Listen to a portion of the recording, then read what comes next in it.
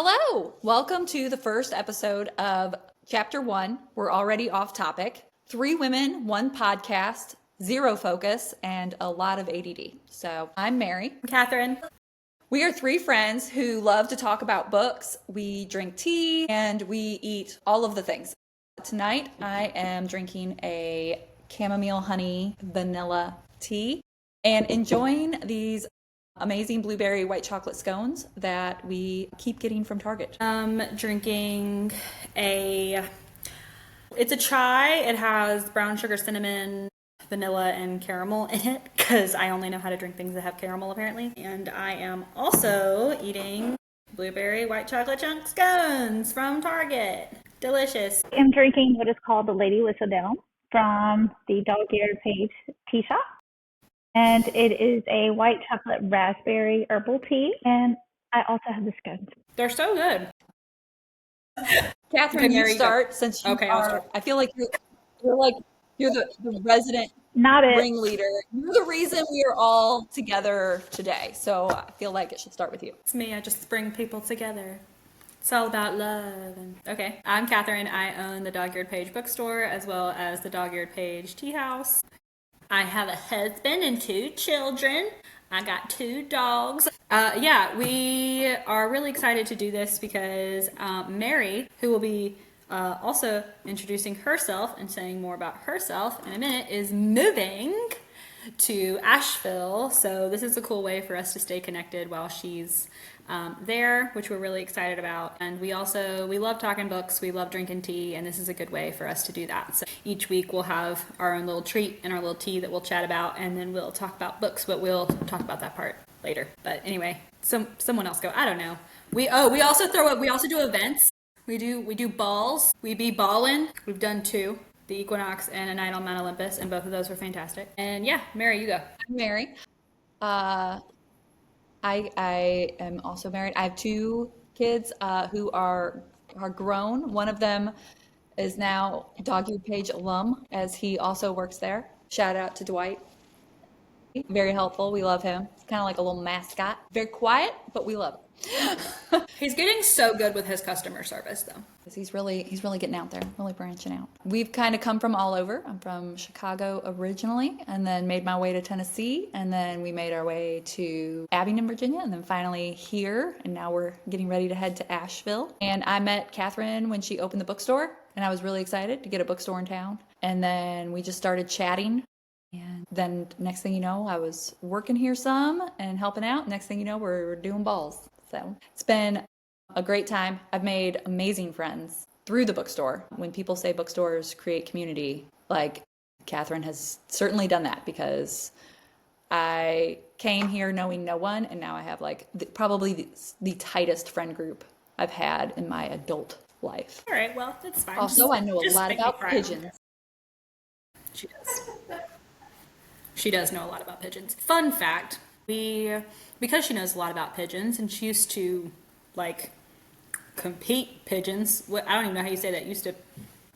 We showed him. Showed pigeons. We raised them. Excuse me. Yep. Whatever. And we raced them because we had there was a lot of different breeds. Some you show, which we showed, and then we had racing homers, and you raced those. So I was looking on trying to order books for the shop, and I happened to see this book on pigeons, and I was like, oh my gosh, Mary would love this. So I ordered this book on pigeons, and the book shows up, and she sees it. She's like, oh, why did you get a book on pigeons? I was like, for you, dummy. And so she starts thumbing through it, and she's like, all of this information is wrong. And I was like, okay. She was like, this isn't what this pigeon is called. They don't even look like this. And also, and it was just all these things. I was like, all right, well, I didn't know that it was riddled with inaccuracies. I just saw a pigeon book and was like, Mary, it's fine. But now we know. I am a physical therapist assistant, but I guess PTA by day, reader by night. I met Catherine and Mary through the book club, actually, and we just kind of bonded on all of our thoughts and how we discuss things. And we may not always see eye to eye, but that is what makes it fun. As far as anything else, I am married. I have a dog and 3 cats. That's about it. No kids. I'll say this. We see eye to eye on most things. Well, apparently we don't see eye to eye on using people's names that are on their name tags. That's right. We don't see eye to eye on that, Brendan. apparently. Do not You, go up to Brendan. complete strangers. We're looking we at do you, not Catherine. know and Poor Brendan. use their name. So this has nothing to do with anything, so enjoy, listeners. But we went to Food Lion, as you do. I think it was because we were getting like stuff for the cocktails. We were getting stuff for the cocktails for the Equinox, and we got up to the register, and the guy that was checking us out, his name was Brendan. And I was like, hey, Brendan, how are you? Whatever. And just like a normal interaction, he sold me some oranges to feed a homeless family. I don't know. And I don't know if that was what the promotion was. It was feeding someone. I don't know. But the oranges went somewhere. And we get in the car, and Mary and Elizabeth just like laid into me about, they were like, do you know that guy? And I was like, no. I was like, they were like, well, how'd you know his name was Brendan? I was like, 'cause his name tag. And they were like, you don't ever use someone's name on their name tag, Catherine. It's weird. And I was like, it wasn't just like I think you're underplaying what it's just like to go with Catherine in public. So like, it's like, hey, Brendan, how was your night? Like she And just- totally knew him. She totally knew him. A whole conversation, and I was like, she definitely knows him from church or something. And then you're like, don't know him at all, total stranger. And I was like, that poor child is like stranger danger, this woman. What would be the icing on the cake is if that was not his name, and because of the uniform policy, he had to borrow it from someone. Poor kid. My favorite will be if like we go again and Brendan's there, but his name tag says like Tiffany, because he's like, I don't want it. whatever. He's like, did you know some woman just showed up? They were like, no, Catherine, that's weird. You don't do that. It's so weird. And I was like, I just feel like that. Why else would you have a name tag? Do you make Okay, your just employees wear name tags? Reverse said- sexes. This was like a teenage boy. Reverse sexes, and it's a teenage girl, and you're an older gentleman, and you're like, hey, Stephanie, how was your evening? Are you doing great? And Stephanie's gonna feel the creeps, man. Stephanie's gonna run. She's gonna be like checking her back seat of her car when she gets in it, like she's in a horror movie. Because you knew the name on a name tag? Like, that is overselling it. Well, she's Whatever. definitely telling her friends about it later. She's like, bro, guess who came in? Whatever. Either way, that's kind of the main thing that we don't see eye to eye on, apparently. It's not fair, Catherine, because he didn't know your name at the time. I could have told him. See, Definitely I thought could that have. would be weird. Be like, oh, hey, I'm Catherine. Also, like, like, To be fair, every time we go out with you, there's sort of like there tends to be I've just come to accept like you can't take you anywhere. You just can't. You know, We're like we're You at know the everyone. Mexican restaurant. We have people literally sit at the table with us. Sit at the table. I'm sitting here drinking my fishbowl sangria. fishbowl margarita. And some old man's church just like, people come come on, up. Catherine, how are you? It's good to see you. And just slides into the booth, and I'm just chugging away out of my little sippy straw, trying to eat my cherry. that was unfortunate timing, I will say. We're just like, hi. Like, right as the drinks were getting delivered. You're like, oh, is he the principal? No. I felt like he was someone you shouldn't just be sitting there drinking in front of. But I was just like, you know what? It's already happened. It's a canon event now. He was the pastor at the school that I attended. Oh, even better. So much Yeah, better. it's okay. I mean, I'm graduated now, so fine. You're like, we're an adult. Okay, so does someone want to introduce the book, like what we're doing here? Oh yeah, sorry. Back on topic. Back on topic. I know my role. Back on topic.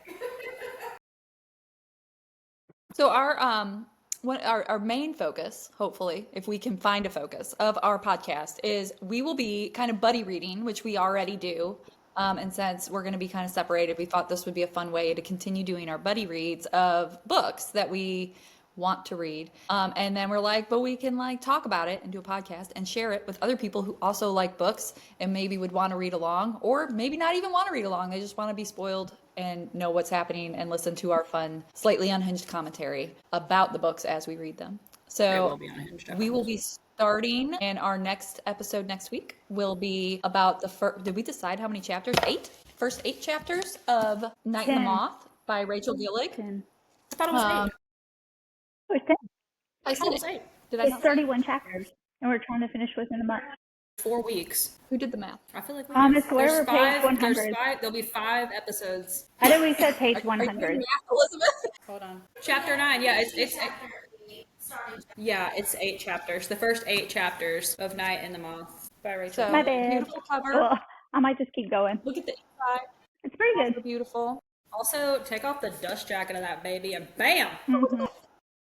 She Love it. Have y'all ever read One Dark Window or anything? I haven't read. This is my first Rachel Gillick. It is mine as well. Own the what's that series? The One Dark Window series. Dark Window.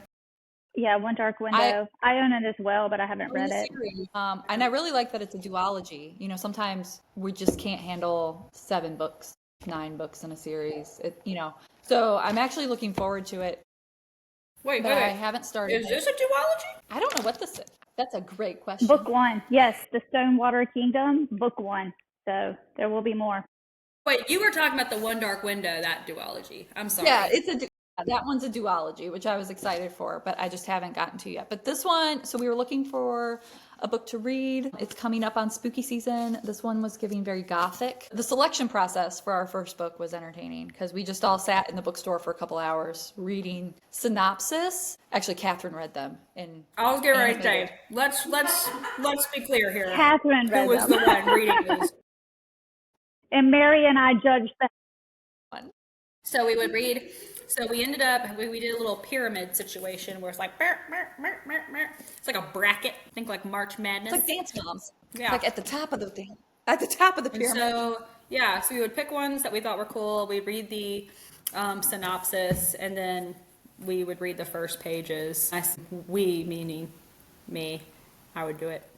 I also judge a book by its cover. We need a pretty cover, and I also judge it by what's happening here. So, yeah, publishers, get on it. Make pretty covers. So we'll read them. They're like snip, snap, snip, snap. Make it And I mean, also, Make it like, where when look we at take that. the dust jacket That's off, awesome. they're still pretty because the first thing I'm going to do is yeet this dust Yes. cover while I'm reading it so I don't damage it. Yes, Yeah. preach. I take my books with me like everywhere I go in case I have the opportunity to read. Plus, I'm very introverted and I'm not antisocial. I'm just have really high levels of social anxiety. So especially if I'm around people I don't know, I'm like probably not going to talk to Says you. that she's introverted and antisocial, but she's literally like so great with people. And she's like, but not all the people. And I'm like, all the people, you're so nice and sweet. I mean, not that antisocial people aren't sweet. That's not what I'm saying. Like, I'm like, hold on, wait. That's not what I'm saying. What I'm saying is she very much gives like, sometimes you want to go. Like, we're not going to the Mexican restaurant and she's seeing someone she knows, like, necessarily, but, like, everybody knows her here and they love her to pieces, to little bitty bits. It's a little Mary different and there, I though, are because, like, much alike. when I'm at the tea house and I'm at the bookstore, like, Mhm. it's like home base, right? So it's safe. Plus, it's like I'm providing a service to the customer. So, like, my Right. job is to be pleasant and to chat and, to create those relationships where, like, out in the real world, it's a lot scarier. Plus, Same. we're all girlies with anxiety. Well, I don't think, Elizabeth, you don't have that much anxiety, but the rest of us do. Do. It takes a bit. My social battery goes down throughout the day because I work with a lot of strangers. So I flip that switch, but that social battery, the only way I'm going to recharge it is some me time. My thing is that just like, so if I do talk, then I go home and I'm going to hyper analyze every word that I said Yes. the I do whole that. night and relive it end of time being like, oh my God, I can't believe I said that. They think I'm an idiot or a weird or whatever. And then if I don't say anything, I also have the massive RBF. I have to remind myself all the time to like attempt to look pleasant. And it's just my face. It's not me, I swear. But also like if I don't say anything, I know I've had people actually like when I was with my kids or something, my daughter would be like, yeah, my friends are like scared of you. But once they got to know me, they're like, they love you. But I'm like, yeah. If I'm quiet, I come across sometimes as like hateful. But if I talk, then I also just live in my head. It's terrible. So my thing, being a girl is hard. My thing is that when I get in social situations, I feel like I have to talk a lot and I have to be like super like, but what happens is I get a little bit too, like, I feel like I get too much. And then I do overanalyze every single thing that I said. I'm like, oh my gosh, I came on too strong. I told them too much because 100% I'm going to meet you. And I'm like, guess what? We're best friends now. And also, let me tell you everything. Let me tell you all my deep, dark secrets. Tell me your deep, dark secrets. Let's get into it. Like, Although this is how we became such good friends, because we were like, hey, let's hang out and like chat at the bookstore. And then all of a sudden it turned into like, let me tell you all of my trauma. 100% though, back then you would leave the shop and I'm like, oh, I did too much. She's never coming back. And then like you'd come back and I'd be like, oh, okay. Like that happens so often. I'm like, oh no, I overdid it. This was it. This was the one. This was the time. I remember, oh my gosh. So back when we were first bringing Stephen Walker on for the Equinox, I had a phone conversation with him. I'm not kidding. It was like over an hour. Like it might have been pushing 2. I'm not even gonna lie about it. And a lot of that was because I couldn't shut up. And granted, he's like very gracious, but 100%, I just couldn't stop talking. And like, cause he would ask a question and I'm like, let me tell you every angle to which I can answer this question, like in its entirety. And like, literally, he's like, so yeah, I'm not gonna keep you. I was like, Time to go. yeah, I know. The fact that he even came back here, like I was like, oh, okay.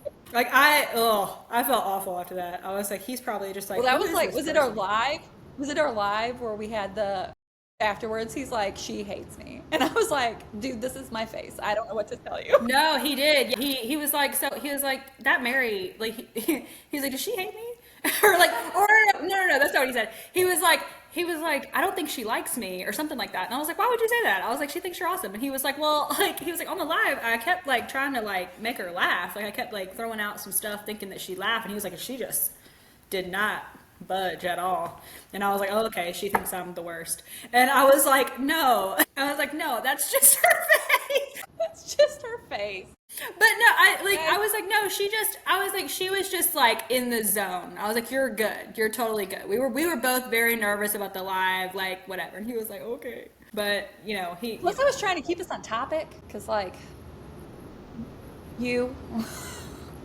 dang. Wow. Wow. Wow, Mary. Acting like it's only me. Wow. It was like a 2-hour live. It was a long time. It was. But to be fair, some of that was not me. Like, some of that was 100% Steven and Squaber, I feel like, you know. And also, okay, I don't know how they expect you to just stay on topic while people are commenting things. And then you're like you're asking questions and you're like trying to answer the questions, but you're also trying to stay on topic. I would end up being in the middle of a sentence and I'd be like, oh, hey, so-and-so, like, what is, you know, like, and I'd be like, what is happening right now? My husband watched the live because, you know, you get to save it and you get to like post it after. And like my husband was watching it with me later that night. And I'm pretty sure he contemplated leaving me just listening to it. Like, he was like, what is happening right now? Like, what are you doing? Like, just keep going with your sentence. And I'm like, I'm sorry. This is who you married. My Like, my husband, he was like, I was like, oh, you joined, and he was like, yeah, for like a little bit, but like, it just kept going, so I left.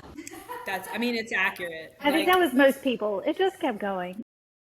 Well, Elizabeth was there for it, but I she was was. like in the back, just kind of like privy. And then Yes. randomly, you just see her. She's at the stairs. She's like, and just leaves. Like, I'm gonna. And I'm pretty sure at one point I even like started texting her during the live, and I was like, are we gonna end it tonight? Are we gonna end the live?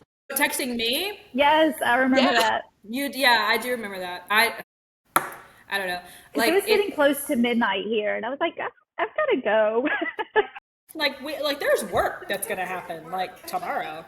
Yeah.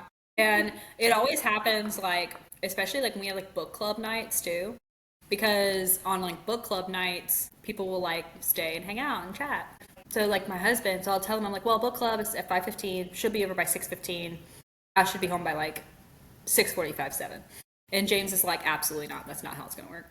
And like he's gotten That's this my point now to where he's like, My there's husband no, book club nights, he's like, I'll see you at like 9, 10 o'clock. yeah.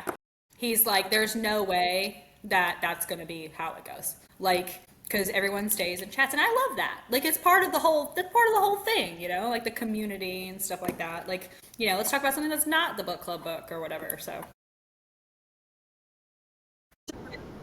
It's pretty, I mean, it's still early in the year, early-ish in the year, but like we're coming into like, I guess like, is it third quarter of the year? What was everybody's favorite book you've read this year?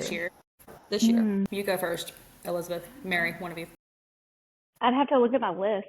I don't think that I've had any 5 stars. I had a couple. What did we I read? read Onyx. I read Onyx Storm. That was like my first book of the year. I finished it in January, so it was one of Was that my this year? top reads.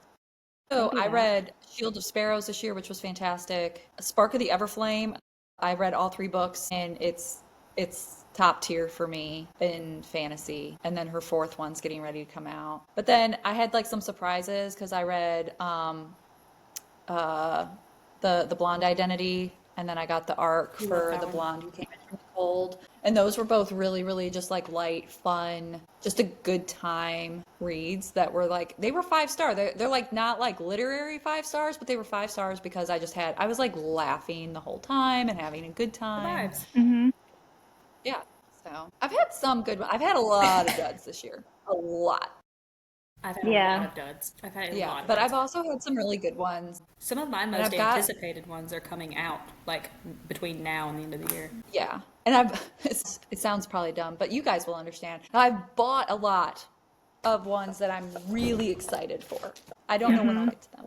I have feel stacked my shelves with ones. I feel like I've done a really good job with my second hobby of buying books, because I found a ton that I'm super excited for. I just got to find the time to read them. So Like I said, I have a lot, like, I feel like some of my favorite books of the year are going to be coming out between now and the end of the year, because like, I'm really excited for Alchemized, and I'm really excited for Brimstone, and I feel like there's a couple others that I can't remember off the top of my head, but my favorite probably so far, honestly, was not even a book. It was Manacled. I read that. That was my first of the year, the fan fiction, and I really did like that a lot. But I've been kind of in a slump this year.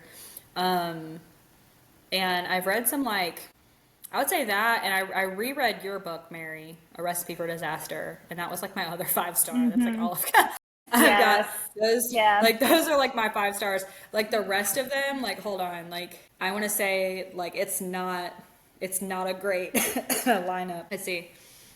2.5 stars, 3 stars, 2.5 stars, 3 stars, 3 stars, 5 stars. Oh, Enchantra. Enchantra. Did that. That was Enchantra. a 5-star for Enchantress, me. I think it was a 4 for me, but it 4 was for still, I me. mean, it was a solid read. Yeah. It was kind of like Sirens. Sirens was a great read for me this year, but it was also like a 4 I haven't just finished it yet. because I didn't love the ending. Really. I think, yeah. But I just love her writing though. So it was still a solid 4.5. Yeah. I have Isabella Nag and the Pot of Basil as another 5-star. I really like that one. That was like a vibey 5-star for me. I thought that was fun. You were definitely in your cozy read era. I was freaking obsessed with that book as I was reading. It's got freaking footnotes in it, man. Like, and they're so witty. Like, I loved it. It wasn't a long book. Like, it's not very long. But I mean, it's like there's this like pyramid scheme of goblin fruit. And you don't eat the goblin fruit, but you sell the goblin fruit. And if you eat the goblin fruit, you like turn into like a weird zombie or something. It's not like an actual zombie, but you're like a shell of a person. I don't know how to explain it. And then like you have Isabella Nag and like her Pot of Basil that like she talks to all the time. I don't know. It was cool. I loved it.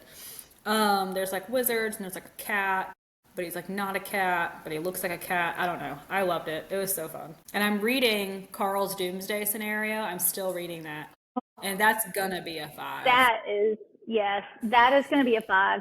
Honestly, I think for this year, that is my 5. I loved that so much. I loved it more than the first book, Dungeon Crawler Carl. So far, I'm loving that series. I got to pick up the 3rd book after reading, like the 5 I'm already in the middle of reading now. So Dungeon Crawler Carl is so good. And when people come in, I will recommend it to anybody. I'm like, listen, I'm going to explain it to you. It's going to sound weird. Just power through. You're going to have a good time with it. And it's just so freaking good. It's well written. It's super funny. It's like the story like captivating. It's a page turner. Like it's like the pacing is spectacular. Like no notes. Like I just like it's Mm-hmm. just good. Like it's just objectively good. And like I think I recommended it to one person that didn't end up liking it. Everyone else has liked it. But to be fair, I could have probably said that he wouldn't like it, but he was wanting something weird. And I was like, okay, well, this is weird, but it's also good. But he apparently didn't actually want weird. But he was like wanting something that was like kind of like different and wanted to like branch out. And I mean, that's a good branch out book, but it's really good. But my favorite was a customer come in. I don't know, it's been a few weeks now. And she was like, I typically read historical fiction. She was like, but I don't want to read historical fiction. She was like, I want to branch out to something different, like maybe a romance or a thriller or whatever. And so I like am pulling, and she was kind of like, she's kind of older. Like not necessarily one that I'm going to be like, here's this smutty book, like and so I grabbed like some pretty like clean romances, fun thrillers, even like a couple of look like cozy mysteries, like trying to just like branch out or whatever. And like she ended up looking at all of them, ends up picking up a freaking historical fiction. Buying it, and she was like, this looks good, and I was like, okay, well, that's historical fiction. She was like, okay, and I was like, okay, like that's fine. But like we sat there, I mean, I had a freaking stack of books, and she was just like, and so sometimes She's you like, don't, no, I'm gonna stick with what I know. sometimes you like the idea of branching out, like versus the actual practice of branching out, and that's fine, like no biggie. Like I was glad that we had a historical fiction for her, but it just kind of cracked me up because she was like, no, no, and then she's like, you know what sounds good? Historical fiction. Historical fiction. I can't remember what it was. I think it was a Kristen Hanna or like a maybe what's that other one? Kate Quinn, like Kate Quinn. I feel like I enjoy historical fiction. My problem is I feel like a lot of them are centered on the same. It's almost always World War II. World War II, yeah. And Well, then again, I mean, I guess like who's gonna read like a Civil War fiction? Maybe I don't know. Someone might. but there's other history. That's true. It's like it's only World War II or the Civil War. That's it. Nothing else happened. French Revolution. Like Kristen Hanna's got like The Four Winds, which was not. Was it the Depression? What was that one? Yeah, The Four Winds is on the Great Depression. Everyone's telling me that I need to read it. They're like, it tore my heart out. You gotta read it. It's depressing though. My husband called it What? My husband called it trauma porn. Okay. High price. Yeah. He didn't dislike it. He just said he says it's definitely there's no uplifting, not even the end. Like there was just never. He's like she literally took this Yeah, woman it's and really just like not. put her through hell through like the whole book. And I was like, And oh, like okay. some Good times. books, I feel like are ones that do rip your heart out and you do sob and cry, but like it's different.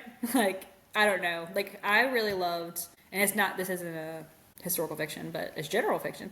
I really loved Hello Beautiful by Anna Napolitano, and that book was heart-wrenching, and it just like ugh, like it just tore my heart. It just like, and Yeah, I just loved that book. I remember I was super behind. I was finishing that book. I was was like a book club speed reading, finishing that book minutes before book club and literally just bawling. We'll do it. And I was Yeah. just like, I was sort of cussing you because like you were like, yeah, this book's great, and I'm like reading it, and I'm like, I remember like texting you. I'm like, am I supposed to hate everyone because I hate everyone? But then I Yeah. like finished it, and I was like bawling. I'm like, I hate you so much for making me read this. I still think about the MMC in that one. Like, was it Will? What was his name on it? Will? Yeah, I'm I like, can't remember. I think was it last year or this year? I think it was last year when I read Lords of Discipline by Pat Conroy. I cried a lot in that book too. sometimes it'll get you, man. And sometimes that's You can't good. go And wrong other with times it. you're like, there's no reprieve here. It's just depressing the whole time.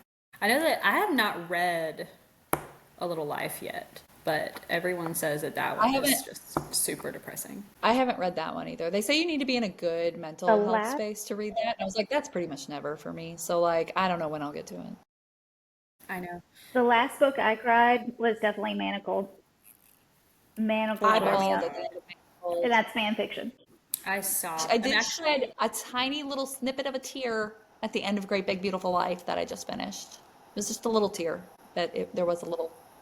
I'm trying to see. Like I said, I had so many duds this year that none of them really like tugged on my heartstrings that much. I did cry during Manacle. That was my first of the year, and because that book just, or fan fiction, whatever, it just like totally like it's just soul crushing. And I'm very interested to see, since it got picked up, trad, like how, because for me, I felt like it was very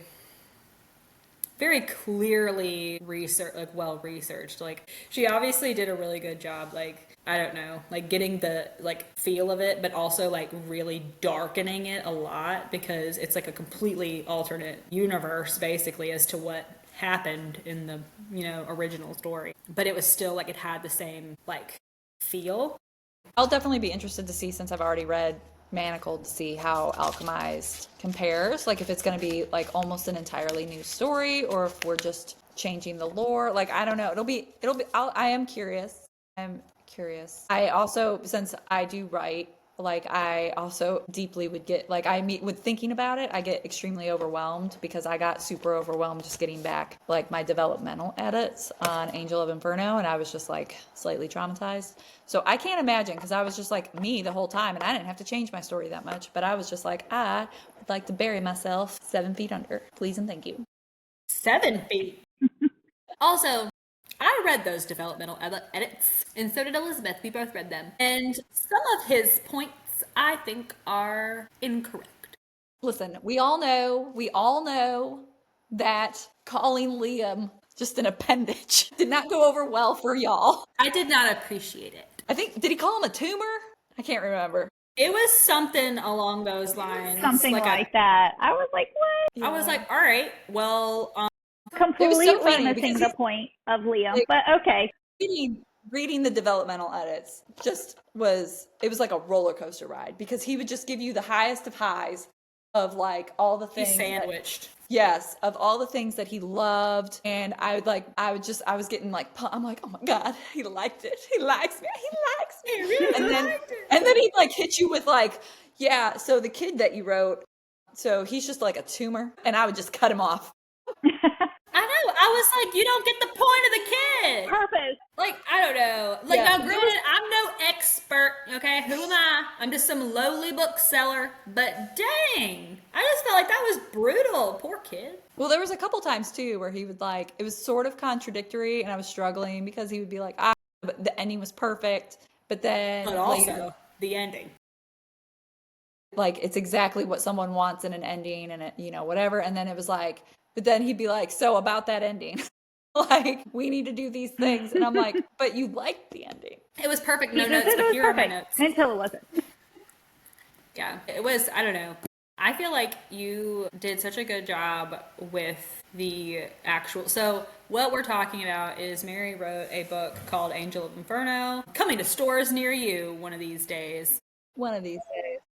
And it's a play on Dante's Inferno, and it's very well done. Super scary, made me very much not want to go there. But there's like you go through like the 9 levels, and you get to like, I think, I will say this, and she's heard me say this like 5 million times, don't care, I'll say it again. When you read the part where like she goes down into like the gluttony level. Gluttony hit me in a weird place. I wasn't expecting that. Okay, there are people eating their shoulders. Their shoulders, man. Like just taking a bite out of someone's, just like leaning, imagine, if you will, sitting at like a banquet table, like with like all these people, and then just being like, you know what, this fried chicken, not enough. Let me reach over and just bite my friend's shoulder. Like I was reading it and I was getting just the heebie-jeebies, which is the point. Like, it was so very well written. I was like, I'm disturbed, and I feel like I'm supposed to be A+ on that, gold star. Like, so, it was good. I've read 2 of Mary's books now, and I've also read part of her current work in progress, which I love very much. And I've read a lot of little bits and pieces of other works in progress that she like gives to me, like little, like, here you go. And then, she gives me these little just teasers, and I'm like, well, where's the rest of it? And like, there's not. Why I'm not starting this other one until you finish it, Mary, because I do not want to be Catherine. Where's the rest of it? Like, come on. She wrote this more. freaking like I magical. cannot do one chapter at a time. I have to have the whole series out first. Thank you. Dude, she wrote this like freaking magical Handmaid's Tale situation. I don't even know how to. I don't know. All I know is she's like, "Hey, do you want to read this?" And I was like, "Heck yeah, I do." And I read it, and I'm like, "This is what was it? 4 or 5? No, it might have been more than that. 10 pages? I don't know. It wasn't enough. I'll say that. I think it was like the first 3 chapters, maybe. Might as well have been a cover sheet." Well, Because, like, oh my god, I read it and I was like, this is freaking brilliant. And then she's like, you know what? I'm not going to do anything more with it for the rest of well, it. you know, A Recipe for You Disaster is something- I don't know finished. about the It's done, magic but it's something. not done. You need to expand. I want more. I need more of the characters. From which Even one? though it's done. For which one, Elizabeth? A Recipe for Disaster. It's Oh my done. It's gosh. out. It's completed. But we need more. We need a need whole more series. from. I did Let's do- plot out. I think, Catherine, I think you've seen them. Mm-hmm. Yeah, because we did it while we were doing equinox planning. Mm-hmm. I did plot the rest of the series, so there would be 2 more. Didn't you showed me that while you were cutting Kremlin out of my dress. Yes, She literally had to get all up under there. Just I was like, yeah. She's like, so listen, this is what's going to happen with this character. and honestly, you're like, so the most hated character, obviously, the villain of the first book, the antagonist, Genevieve. She ends up, I think she gets her own book, and her book ends up, I think, Yes. it's gonna be the coolest book. Like, what makes Genevieve Genevieve? I'm here for it. It's giving like winter in the Chestnut Spring series. Everyone's like, winter. We don't want to read Winter's book. But then you read Winter's book and you're like, I love Winter. Wasn't that her name? Yeah, Yeah. So yeah. summer, There's winter, summer sisters. and winter. Yeah. I was like, wait a minute. Am I right? That's right. It works because she was like cold and mean. And she was always checking her nails. I'll never forget that. She looked at her nails. And I'm like, girl, what's your nails look like? Because you check them a lot. Listen. We can't judge because we also have like, what is it? Like Throne of Glass. She's like sucking her teeth the whole time. Even do that? Is it like I don't? Some of these things that you read in these books, I'm like, I feel like you just wrote that. Like, because I don't know what that gesture would be. I'll Do be you sitting read there it and then like, try it though? Like suck your Yeah, teeth? sometimes. Do you read something like that and then you actually try it? all the time. There's ones where, oh my gosh, there's one where like some of these romances, well, not even they'll be like they licked their lower lip, and I'm like, who's just out here just like constantly, like who's doing that, like, and like who's finding that attractive, like just in regular conversation, like I had Burger King today. Like, who's doing that? I don't know. Like, I read it and I'm like, I just don't feel like you can do that in like a. Well, and then sometimes, so I did not read 50 Shades of Grey at all, but I've seen snippets. I also saw other people read snippets, like as a joke, Wasn't online. it like she bit her lip? She was Wasn't that like her always thing? biting her lip. And then like, I think one of the lines was like, she bit her lip and he's like, you do that again and I'm going to bite your lip. There's like always lines sometimes. They don't necessarily give me the ick, but they definitely make me internally cringe for that character. Like, I'm so uncomfortable. 100% if I bit my lip and I was just like, I mean, because sometimes like I have a weird like thing anyway, like I'll like pick at my lips and stuff. It's like just an anxious habit. Like it started when I was in high school. And so sometimes like I will mess with it, but like 100% if I did that and James was just like, I'm gonna bite that lip if you do it again or something like that, I would be like, I'm gonna punch you in the face. Well, I feel like I would be like, what? Like, I don't know. yeah, there's stuff I read and I'm like, you just know that like when you're reading, like when you're writing it as an author or whatever, you're like, that's hot. But then like as a reader, I'm sitting there and I'm just trying to imagine someone coming up to me and like saying some of these things. And I'm like, or being in bed with someone and them saying some of these things. And I'm like, please don't. Like, let's not. You know what's real hot? Silence. No, I mean, some stuff's fine, whatever, but like some of the weird gestures, I just can't necessarily get on board with. I could just see me being like in bed with some of these like characters where they're like just like non-stop like dirty talk that's super cringy, and I'd be like, there's a lot of this and there needs to be a whole lot of this. It's like, You just want to be like, Like- sit there and be. be like, that sounds like a thought that should have stayed inside your head. But no, like I don't know. Like sometimes like when you're reading something, I'm like, am I just dumb? Like, can I not? Wasn't she faced a different way a minute ago? Like, wasn't Yes. like I don't understand. Like, was I reading that incorrectly? Because, and I'm not even talking about like spicy stuff. I'm talking about just in general. Like, someone will Like a like say fight scene something. even. Yeah. Someone will be like, they'll say something, and she's like, "I turned," and I'm like, "Were you Where were you not facing? faced? Where weren't you not? Weren't you facing them? Where were you?" Like, and I'm like, "Am I just not like I don't know." I'm like, "Am I just not reading this right? I don't understand." It happens like you said in fight scenes, fight scenes doesn't matter. Like they'll just be in different spots, and I'm like, I don't know. There's some spicy scenes where I'm like, I just give up. I'm like, I don't know what's happening anymore. Like, I don't even think she was facing the right direction for anything to be happening. I'm just like, cool. It's like, it's fine. I don't know. Then I'm like, okay, let me just take a step back and see if I can. Okay, she was here. I'm like, do I need to like draw a diagram? Like, it just, it's fine. Whatever. I need to pull like a Casey because Casey, who's in our book club, she is really on top of it because a lot of times if she doesn't understand something in a story, she makes a whole key in the back. And she's like, there's this person and this person and this person and this person. Because we had a book. Was it Bad Summer It was People? Bad Summer People. Yeah.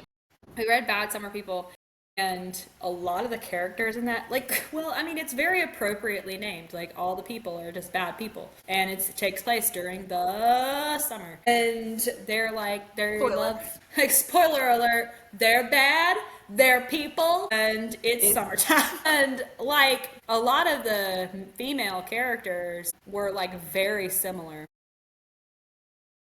Well, it's like a new character for each chapter. You're kind of wondering, well, hey, there's this murder. Maybe I need to keep track of this person because they may be important. But then they're not.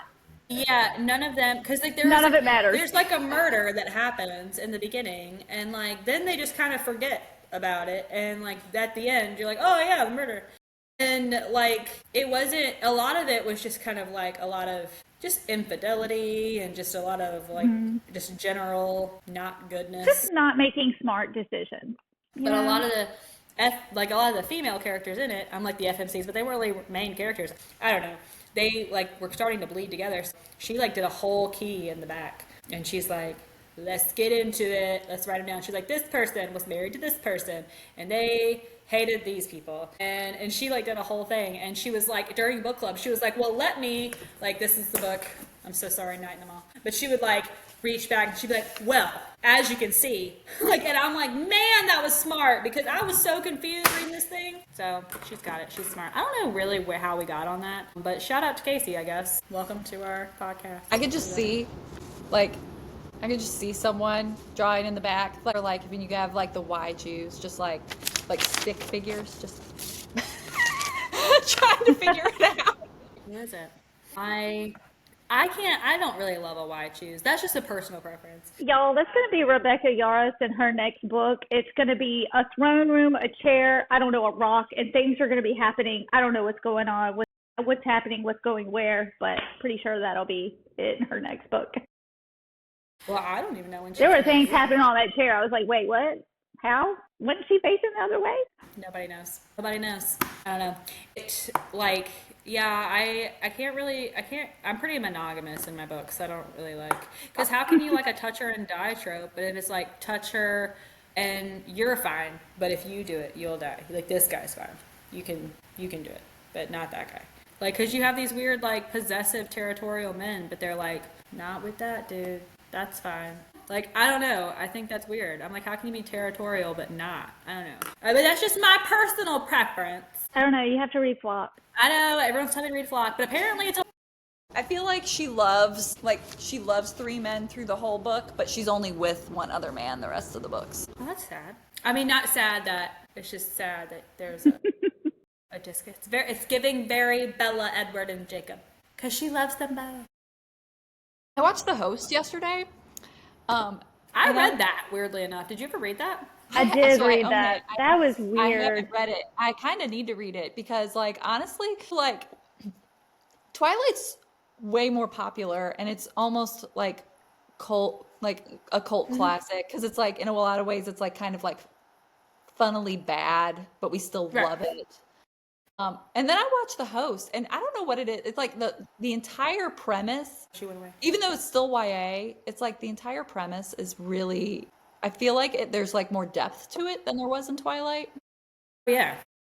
And I don't know. I was like, I feel like I need to read the book because I feel like this was a lot better book probably than So Well, Twilight fun. was. Yeah. You go. do you know what I'm about to say about the end? So the movie, they up the age and the character that they use for the girl, because in the book, that girl is a young girl.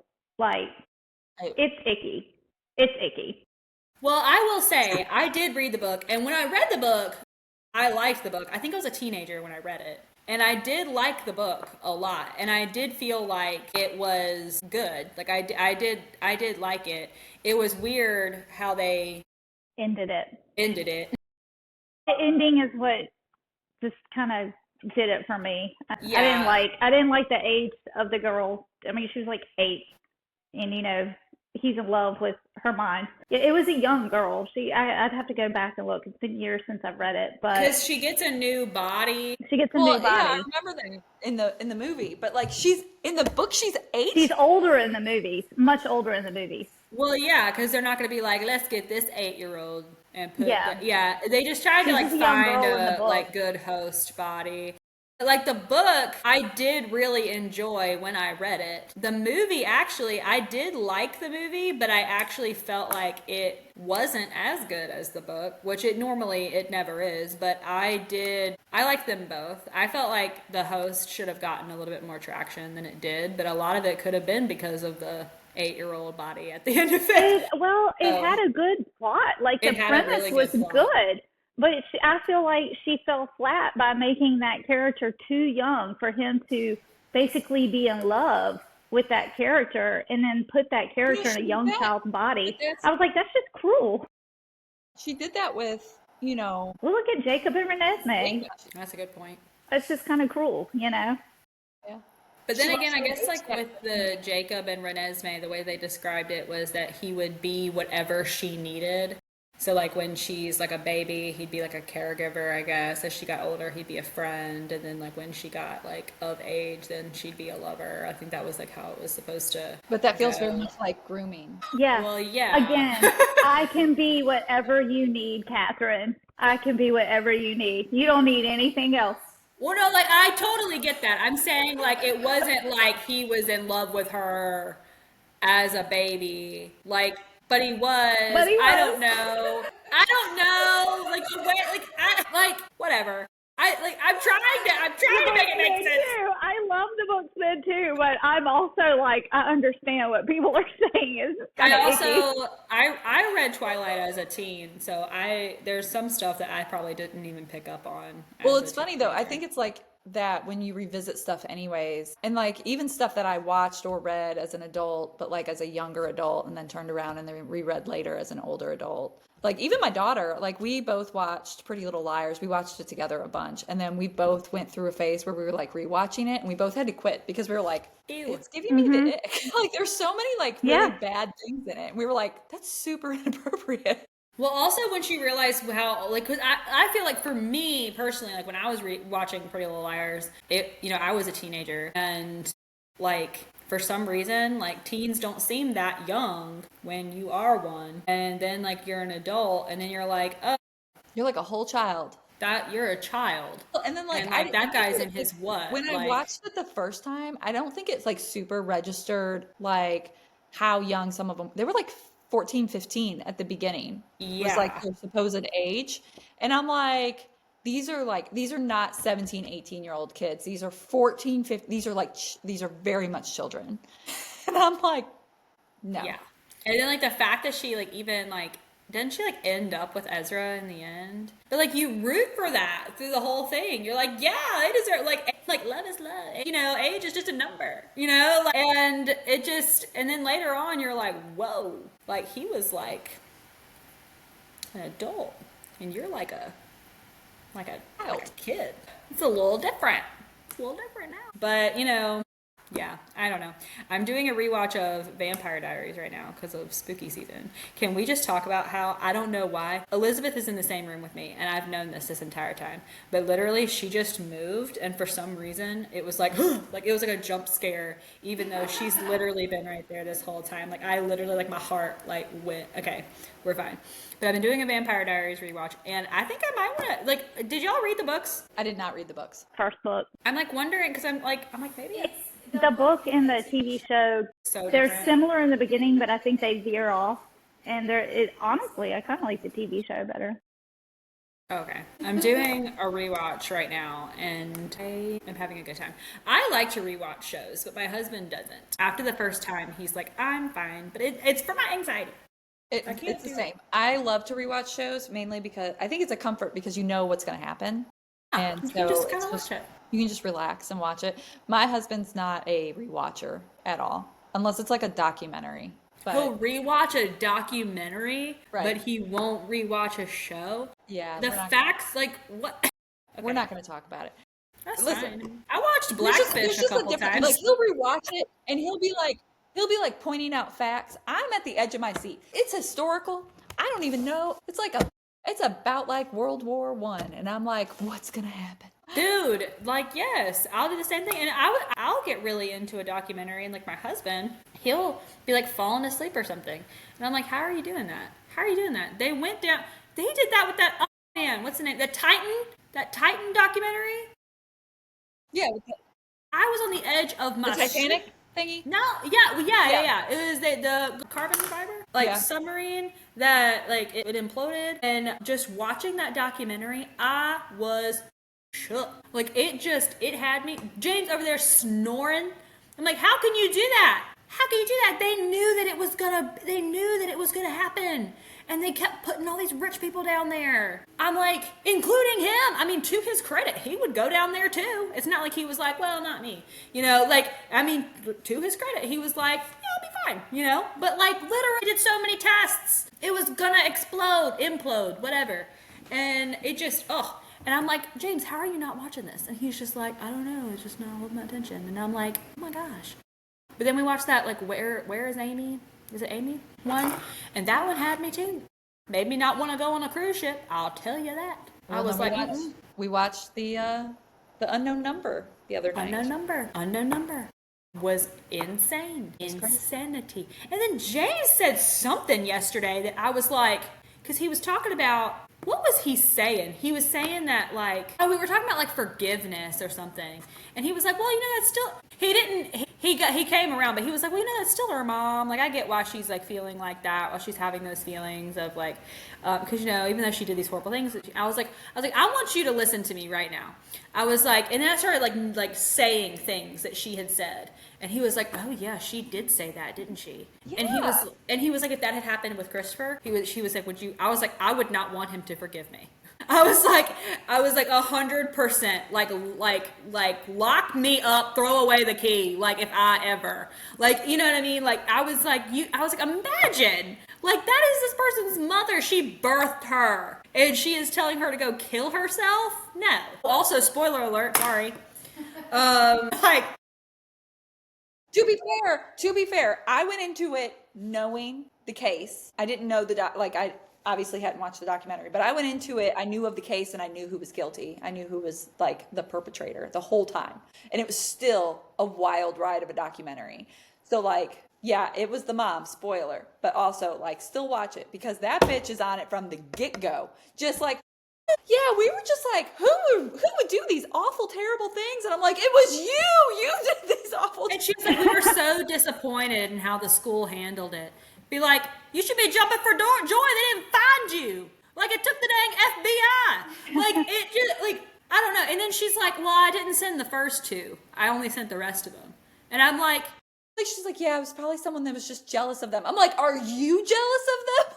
It was you the whole time. And then she had that nerve to cry. I saw this, like, video. I know. And I saw this video of this person. We're, like, getting off of books, but it's whatever. And And I saw this video of this person. They were like, one thing that like got left out of the documentary was just like just how obsessed this woman was with the boyfriend. Yeah. And how like apparently Owen's mom had been like, she apparently wanted to like travel to like see like one of his games. She was like always asking like things about him, whatever. I mean, she's like harassing like the girls that he's dating's families. She would always ask. And I'm like, why are we not worried about that? Like, why did she only So one of the things, there's been so much being shared now. Like I keep sharing it with you guys and stuff. You guys have found some too, where it's like people are like sharing stuff about the documentary, making fun of her, you know, whatever. But also, I'm seeing a lot of just like discourse about the actual documentary. And one of the things I didn't catch was apparently in like the video, like the body cam footage where they come into the house, there's like a whole table just filled with booze. So a lot of people are like, she must have been like a raging alcoholic. Oh my gosh. I didn't And know I was about like, that. I missed all of that. I was too I'm gonna go focused back. on Mhm. like, I didn't catch that. What made me so mad is that the cop is that why they let her and the daughter be in the same room is just beyond me. I And know then it the felt like they mom were keeps trying like to, comforting her, and I'm Yeah, like, why well, are you letting her touch her? I Like, feel like in a way they were trying to make it like less traumatizing for her, for the kid, but also they were so unclear, I felt like. And a lot of people are like, oh, the kid must have been in on it because of her reaction. I'm like, one, she's a whole child. Two, like, she's got to be in shock. And three, I don't even know if she knew what was happening because I didn't totally understand what the cop was saying. Like, if the only context you had, not that whole documentary leading up to it, the only context you had was what that cop was saying. And it's like, I had no clue that he was actually saying that the mother did it until like way later. well, because what's happening is while he's telling her, the mom is like hugging her and like rubbing her head and kissing her and stuff like that. And I'm like 100%. They should have been separated, and they should have And been then like. so much is coming out at the same time because then the dad comes home and he's like, "Oh, you lied about the job. You've never had this job. Like Or you've she not got like been fired working." like 6 months prior, or like And something. so it's like I'm just like I don't know how you could ever judge that. Again, she's a kid, and two, who just found out that it was like her mom who did all this. But also, like there was so much going on and so much information overload and so many lies being told. Like I don't know how I would react. Like this is crazy. I don't know. It was weird. The whole thing was weird. Sorry, I'm yawning. So speaking of age differences, I had to look up because it was bugging me. I couldn't remember about the host. So the age difference was 9 years, and that's what I was thinking of. The girl was in a 17-year-old body when he was 29. And then she gets put into a 21-year-old, which makes it a little bit to better. be I think fair- I was hung up on the age gap, and I was like, wait a second. I was gonna say, to be fair, going back to the her host. being 8 years old would have been so much worse.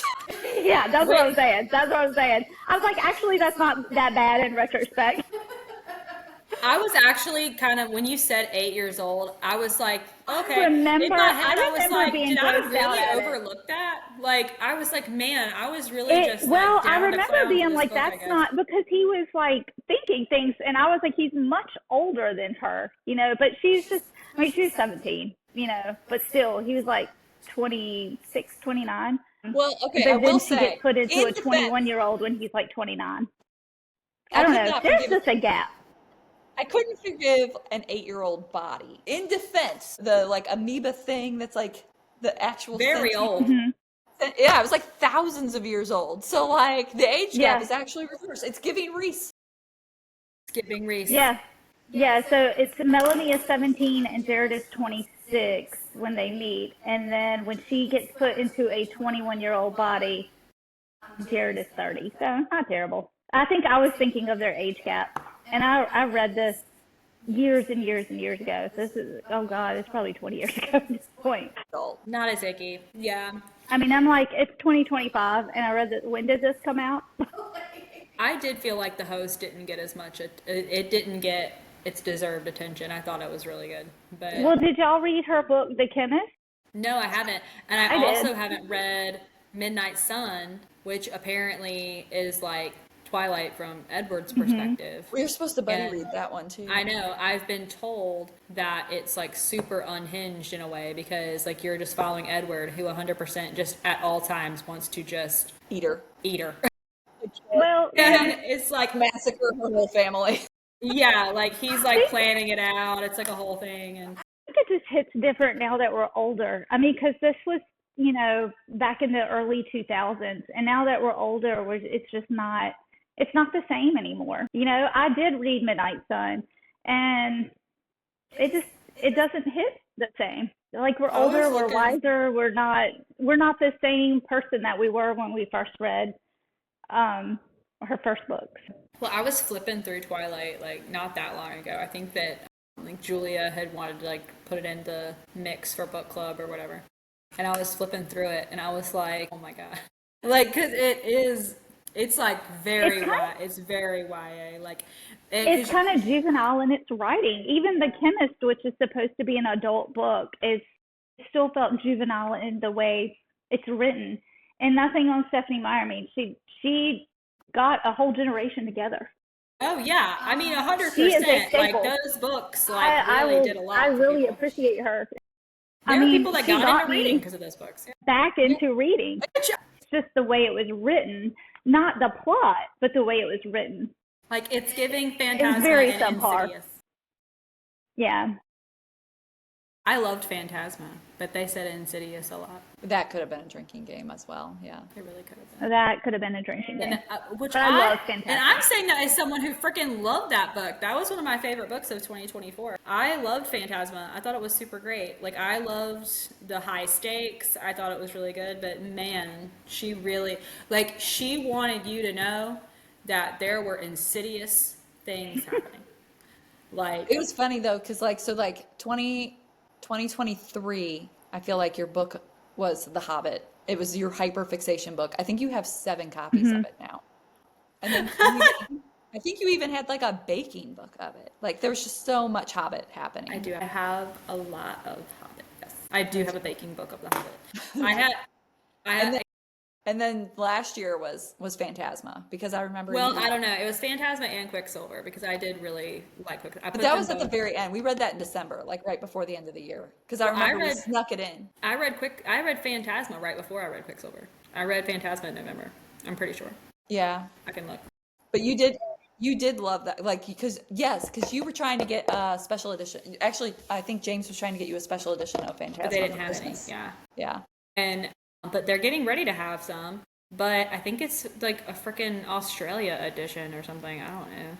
Books I've read 2024. Yeah. Man, I did a lot better. Okay, so I read Phantasma, and then I read that weird romance series that were like the guys from Criminal Minds. Yeah, I remember you telling me about that. Yeah, so I read Phantasma, and then I read those, and then I read Quicksilver. Quicksilver was my last one of the year. So Who's the Quicksilver author was this of year. the I books loved that are like Quicksilver. Criminal That was a Minds? 5-star read. the author of the Criminal Minds books. Yeah. Hold on, I'll tell you.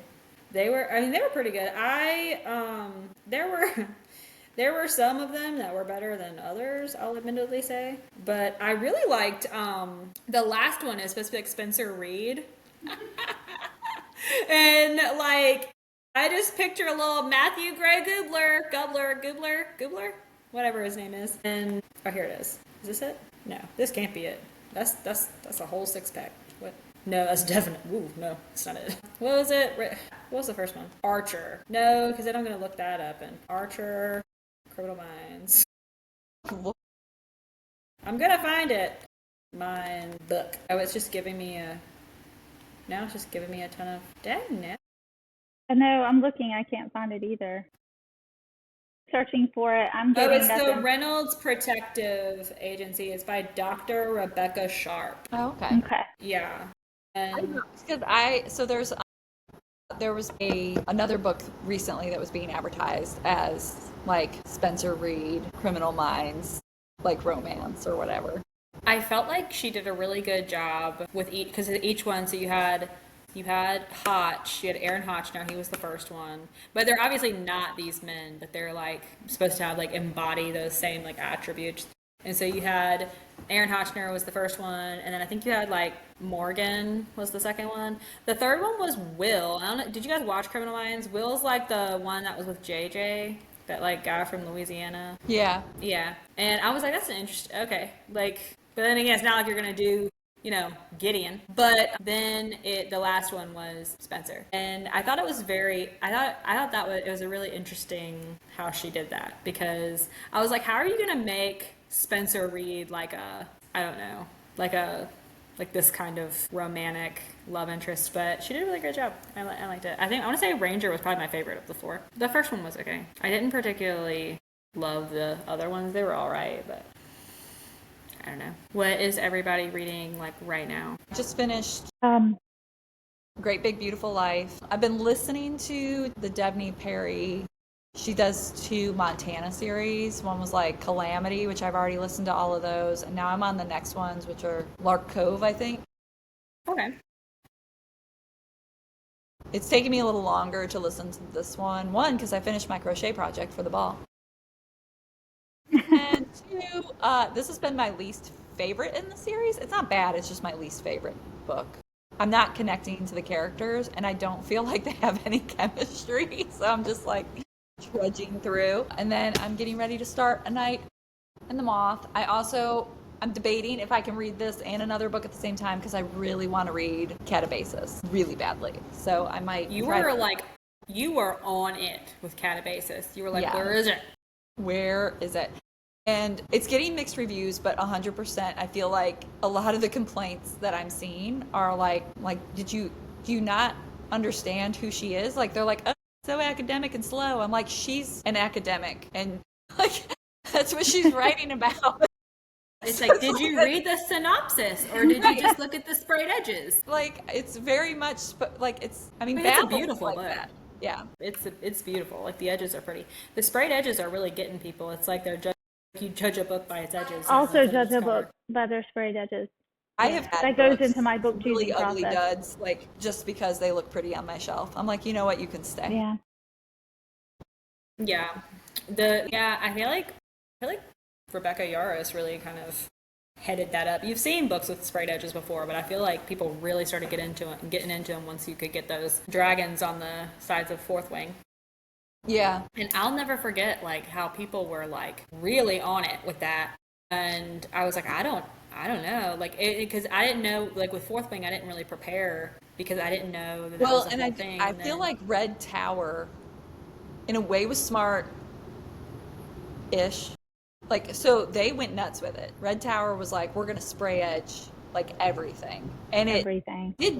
it did really help sales. Like, the books were flying off the shelves, but also a lot of those books were subpar books.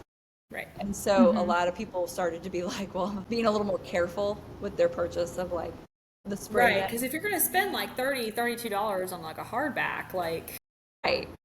but I've noticed they're starting to do some sprayed edges for like different paperbacks too, which I think is cool. Yeah. But I like what some of the romance authors do, which is they're putting out their paperback first, and then if it does well, they're doing like a special edition hardback with sprayed edges Pumpkin for those Spice who want Cafe it. just did that. Yeah. I think that's smart because it sucks people in with an affordable book to like grab and read and enjoy, and then if you ended up loving it, You get a And- collector's edition. then you have the collector's edition. To me, like I that's how you would snag me, because like if it's a book I'm not sure about, I'll spend the money on a paperback, and then if I love it, I'm 100% gonna spend the money on the pretty one too. Right. For sure. Like, Because I redonate books, like I donate them back to your shop. I've donated them other places, so it's like I'll donate like if I have doubles, like if I have a paperback and the fancy hardback, I'll usually donate the paperback back. I have a few that are like ones that I always reread, where I do keep the paperback for my reading copy, and then I have my pretty like display. Yeah. Don't you have a copy for friends to borrow? Yeah, I'm like, here's I my don't- paperback for I you to don't- borrow, but I got my pretty hardback on to myself. I get scared. Like, I don't like when people lend me books because I'm like, I got 2 kids and I'm like, I get so scared. I'm like, I don't. I'll share a book That's that where I would don't remove the care. dust jacket for. I'll share a Let book. me let me read this as fast as humanly possible before before my kids know that it's in the house. Like, Yeah, I can't do it. I'll pass along books where like I literally don't care if I ever even get them back. Basically, you can just have it. But other than that, if it's a book I actually care about, I ain't sharing it. Just because Okay. feel like if something happened to it, then I would be upset. But if it's a friend, I don't want to be upset at them. So then I just have to like internalize it. Like, it's fine. Don't worry about it. I'm more likely to be like, if you really want to read it, I'll buy it for you. Like, you know what? Let's My just buy gift to a copy. you. Yeah. Elizabeth, what are you reading right now? Well, I am getting caught up on The Starless Sea. I still got to finish The Sirens. But the main things I've kind of been reading is Mean Spirited. It's a horror book, and it's actually pretty interesting. So I'm excited about that, getting prepared for spooky season. Also reading 0 Days by Ruth Ware. I just started that, so not much to say on how I feel about it. I'm kind of more into Mean Spirited right now. And then, of course, I gotta read this, but this is on a timeline, so I will definitely get this done. So it's like, what, 5 books? Yes. I was over here like, Well, I mean, like I'm 50% through Mean Spirited. 0 Days, I'm about like 25%. And then The Sirens, I'm more like 80%. And The Starless Sea, I'm probably like 25%. And then I've read like 25 pages of this. I'm 12 pages into Night in the Moth, and I'm already loving the gargoyle. Yeah, I'm 2 pages in. I'm doing great. Doing great. I'm reading Night in the Moth. I'm reading the second Dungeon Crawler Carl. And I'm reading some Penelope Douglas, which I am probably going to DNF. I thought you finished it. Well, I started the second one. Did you really? Yeah, I'm not. What I think Penelope Douglas, was it Corrupt? Did you not finish it? No, I thought finished you were it. like 90% done. No, I finished it. I'm talking about the second one. It's called, what is it, Hideaway? Yeah, I did. I'm not. I think I'm on page 1. I was like, you know what? 1 is enough. I'm good. Yeah. It's like page 1, DNF, I'm done. No, for real though. Like, I started, I think I literally got, like, I was reading page 1 and I was like, okay, well I'm already cringing. Like, it just, and I'm not, it's no hate to Penelope Douglas. Oh, excuse me. I wrote it down. Oh, sorry. Page 2. Not page 1. Page 2, DNF.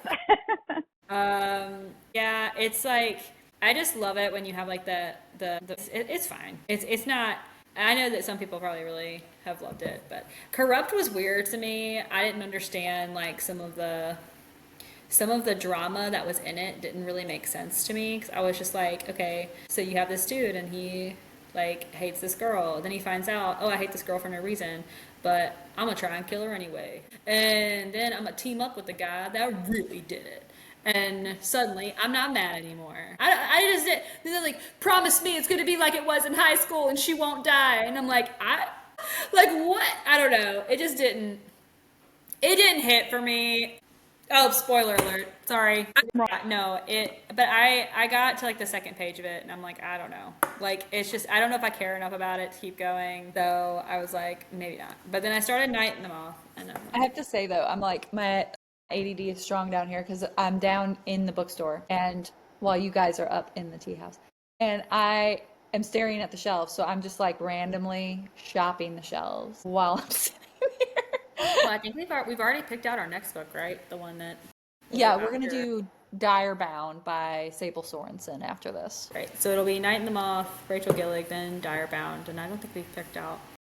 Because this is for October, so we'll have one more to do for the year, I think. Yeah, so this will be October. We'll have one for November, and then we'll need. So I don't know if we want to go Christmas themed for December or like holiday themed, or if we don't. I don't know if we just want something light and fun. I guess it'll just depend. But we'll have a lot of those movies. We'll have stuff coming out too. Mm-hmm. I'm like, are we allowed to do a second book? Because Brimstone. Well, we could do an episode that we just do like a Quicksilver recap, since we've all read that one already. I need to do a reread of Quicksilver, because it's so funny, because when I recommend Quicksilver now, I'm like, oh my gosh, you'll love it, you'll love Kingfisher, you'll love all these things, and they're like, tell me about it, and I'm like, there was a substance, there's people, and you go The into beginning it. gives Aladdin, she's just running through the streets stealing shit. She's just, yeah, and Yeah. she's got a gauntlet? Yeah. She's got a gauntlet and she's just running. And then she goes through this metal stuff and she ends up in the Feywild. Woo! And then you think that she, Kingfisher, like, no, doesn't he rescue her? Like, wasn't there like a battle? And then there's like the Quicksilver, but then like he comes through the Quicksilver to come get her? but like, how did she, yes.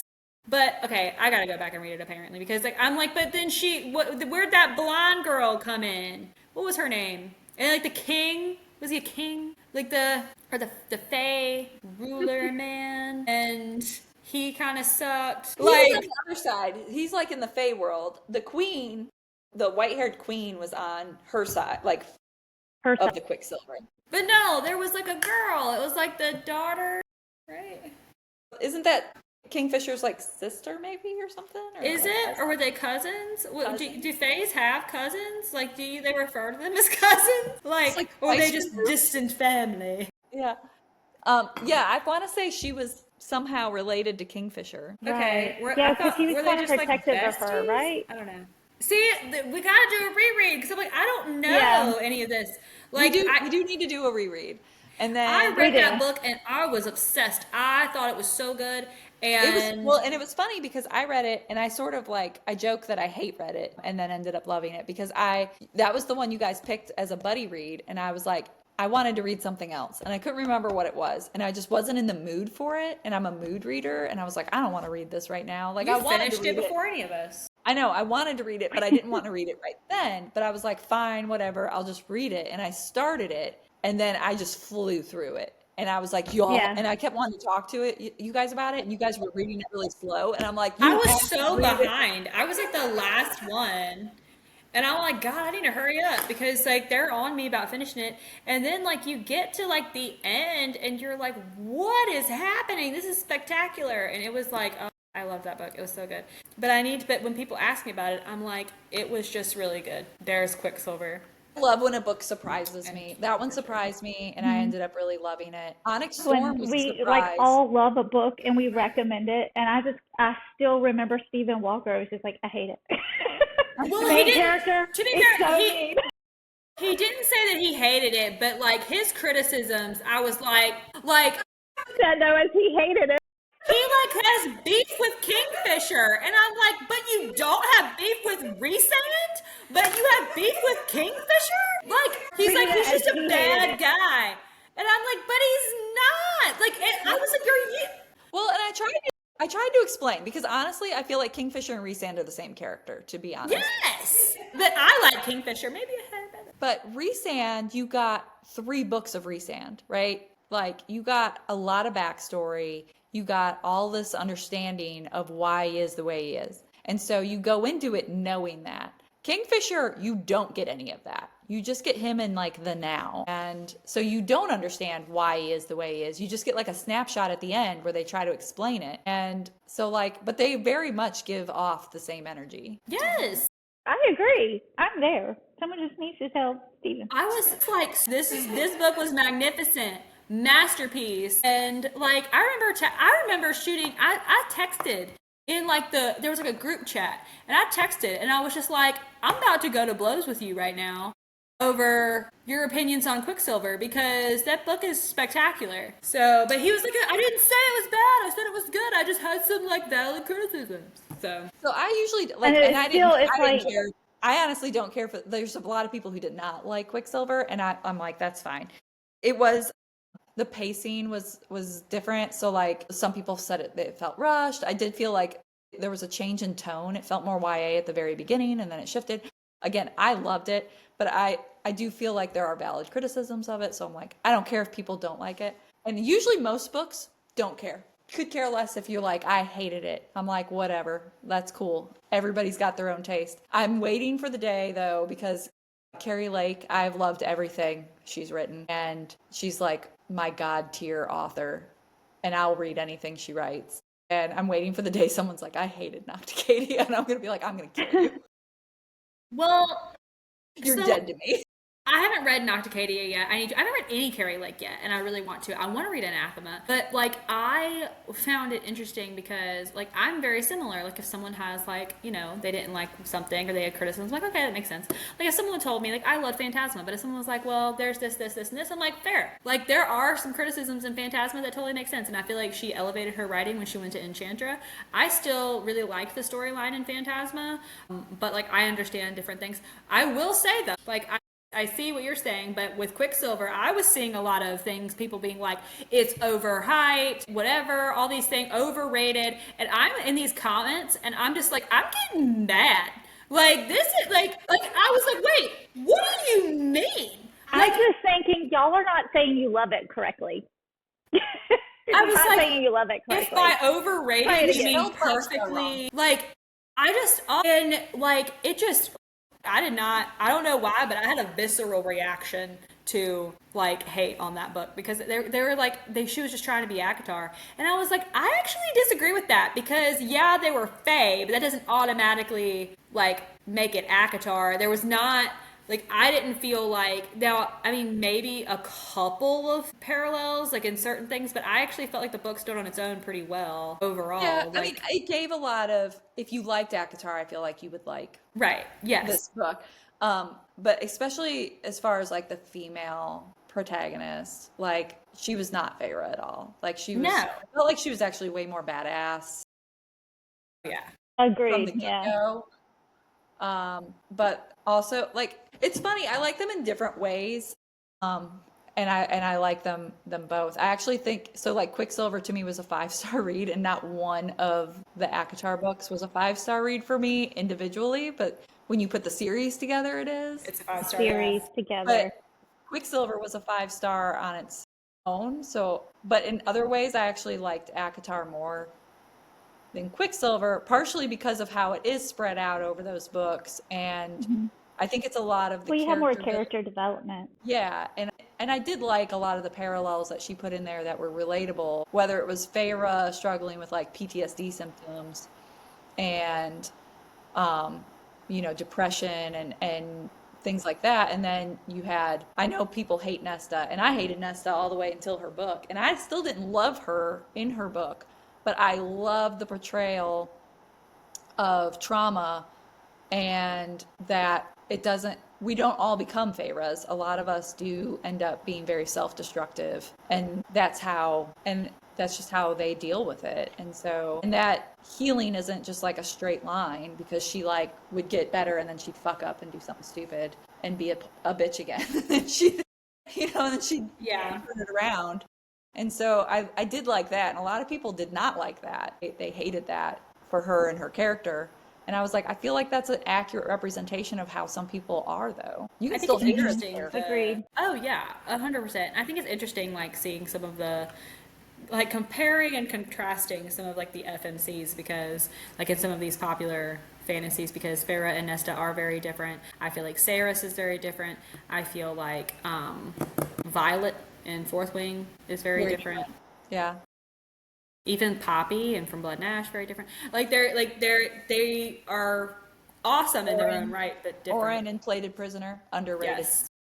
Yes. Well, I'll say this: Violet. Everyone loves Fourth Wing. Violet is one of my least favorite like FMCs. I've been told that I would like her better in Onyx Storm. I haven't read Onyx Storm yet. Well, I will say Onyx Storm was a surprise book for me because I loved Fourth Wing. I ate it up. It was a little bit like ACOTAR for me, where it was like the first half of the book was a little slower, and then once I like got into it, then it picked up really fast and I flew through it. But Iron Flame was just a slog, and honestly I got Onyx Storm and I expected it to be another Iron Flame, and if it was, I was probably going to DNF it and DNF the series because I hated Iron Flame so much. I ended up loving Onyx Storm, and it was my favorite of the series so far. And I know that's not the case for everybody. Some people have said Onyx Storm was their least favorite of the series, but some of those same people loved Iron Flame, and I'm like, I don't know how you could like Iron Flame.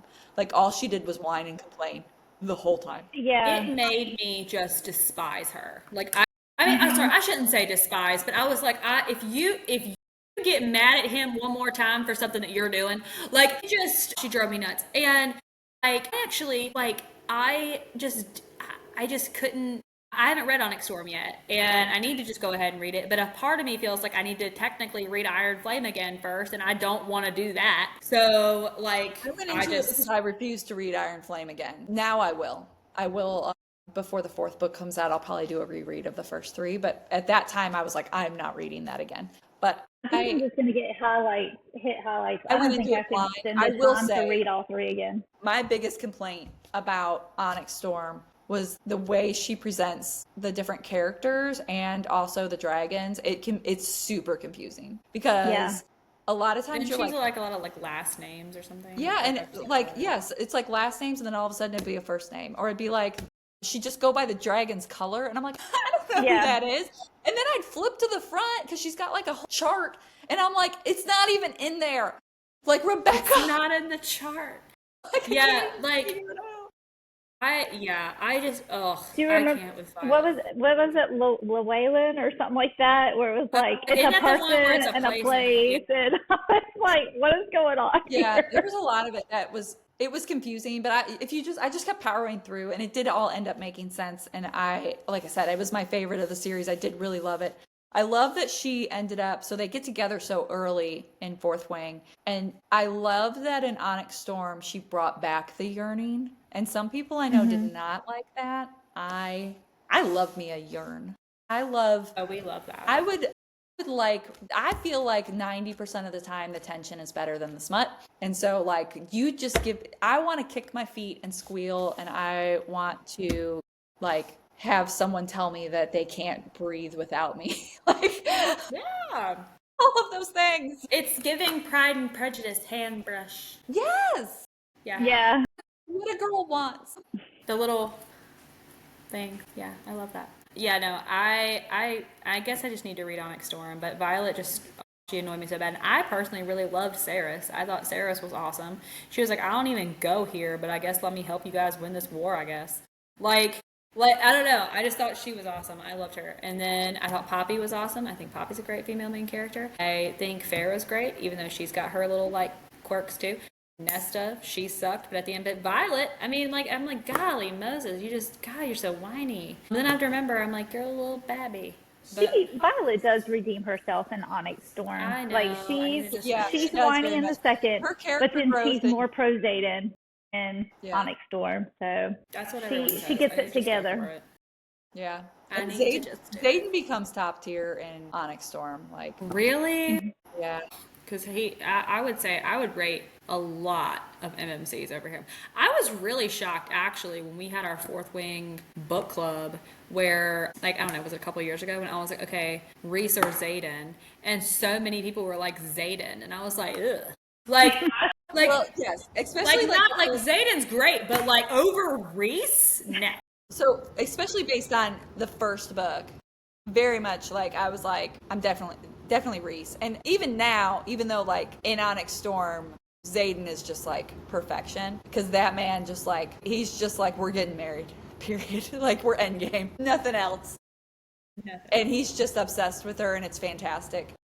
And it's fantastic. And he gets jealous and it's fantastic. Like everything's fantastic. But yeah, like Everything's fantastic. but still, I will reiterate I've said it a ton of times, but I'm like, I have so much feel like 40 is closer to 500 than it is to Xaden's age. Like he feels like a child. And some of his decisions are very childlike too. I mean, like it's, you know, Reese feels more adult. Like how he goes about things feel more adult. He feels more like a grown man. And maybe it's because he's 500 years old. I don't know.